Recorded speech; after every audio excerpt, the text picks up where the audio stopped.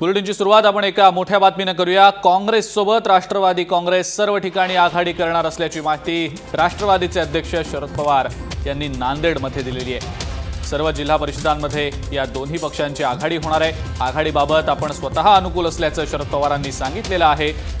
मोठी बातमी आताची आपण पाहतोय, काँग्रेस सोबत राष्ट्रवादी सर्व ठिकाणी आघाडी करणार आहे।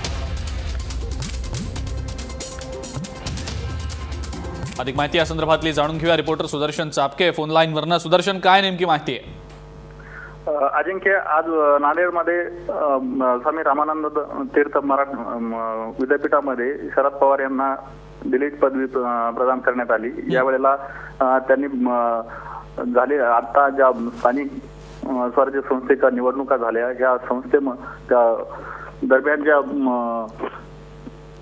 निवडणुका पार पडल्या त्या संदर्भात सत्ता स्थापन करण्यासाठी त्यांनी जिल्हा परिषद ज्या निवडणुका झालेल्या होत्या ह्याच्यामध्ये राष्ट्रवादी काँग्रेस आणि काँग्रेस हे दोघं जण एकत्र येऊन सत्ता स्थापन करतील असं सांगितलेलं आहे। आणि या वर काँग्रेसकडून ही सहमती देण्यात आलेली आहे आणि ही सत्ता स्थापन करण्यासाठी शरद पवार स्वतः अनुकूल असल्याचं त्यांनी सांगितलेले आहे।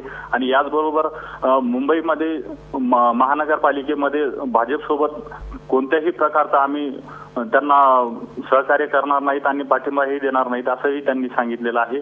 पण मुंबईमध्ये शिवसेनेसोबत काँग्रेस आणि राष्ट्रवादी काँग्रेस जर गेले तर आम्ही त्यांच्यासोबत 3 तारखेला तिथे बैठक बोलवणार आहोत आणि त्या ठिकाणी आम्ही विचार करू असं सांगण्यात आलेलं आहे। बिलकुल सुदर्शन, थँक्यू माहिती दिल्याबद्दल।